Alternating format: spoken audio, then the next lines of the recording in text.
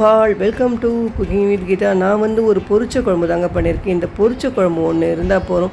குருமா பண்ண தேவையில்ல, எதுவுமே தேவையில்லைங்க. அதுவும் இந்த மாலை பட்சத்தில் எதுவுமே சேர்க்க முடியல, பூண்டு சேர்க்க முடியல, வெங்காயம் சேர்க்க முடியல, கவலையே வேண்டாங்க. இந்த மாதிரி ஒரு பொரிச்ச கூட்டை பண்ணிட்டீங்கன்னா சாதத்துக்கு பசஞ்சு சாப்பிட சூப்பராக இருக்கும். சப்பாத்திக்கு, தோசைக்கு எல்லாத்துக்குமே சூப்பராக இருக்கும். ஒரு சவுச்சவை நல்லா நறுக்கி வச்சுட்டு அப்படியே போட்டு உப்பையும் போட்டு நல்லா வேக வச்சு எடுத்ததுக்கப்புறம் அதுக்கு ஜீரகம், உளுந்தம்பருப்பு, கடலைப்பருப்பு, மிளகு, பச்சை மிளகாய் இதை அப்படியே நல்லா நம்ம கொஞ்சம் லைட்டாக எண்ணெயை விட்டு நல்லா வறுத்து எடுத்துக்கோங்க.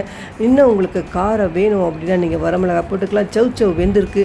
அதுக்கப்புறம் பாசிப்பருப்பு நல்லா வேக வச்சு எடுத்து வச்சுருக்கு. இதுக்கு புளி கரைச்சல் கூட விடலாம். கருவேப்பிலை இந்த வறுக்கும்போது இந்த கருவேப்பிலை கடைசியாக போட்டுக்கோங்க. அதையும் நல்லா வறுத்துருங்க. தக்காளி பழம் ஒன்று போட்டுக்கோங்க. போட்டுட்டு அதை அப்படியே வறுத்துருங்க. வறுத்ததுக்கப்புறம் ஆறட்டும். நல்லா ஆறுனதுக்கப்புறம் தேங்காய் சேர்த்து தான் நம்ம அரைக்க போகிறோம். லைட்டாக அடுப்பை ஆஃப் பண்ணிவிட்டு இந்த தேங்காய் இதோடு சேர்த்துட்டு நல்லா வதக்கிட்டு ஆறுனதுக்கப்புறம் அரைச்சிடலாம். இப்போ இந்த புளி கரைச்சலை இதுக்கு விட்டுட்டு, பொதுவாக பொரிச்ச குழம்புனா கொஞ்சம் புளி தண்ணியை ஊற்றினாதாங்க அதுக்கு டேஸ்ட்டே சூப்பராக இருக்கும். பொரிச்ச குழம்புக்கு இந்த புளி தண்ணியை ஊற்றிட்டு பாசிப்பருப்பு வேக வச்ச துவரம்பருப்பு, பாசிப்பருப்பு சேர்த்து தாங்க நான் ஆட் பண்ணியிருக்கேன். அதையும் சேர்த்து போட்டு நல்லா பருப்பு போட்டுட்டு அரைச்சி வச்ச அந்த அரைக்க போகிறேன்.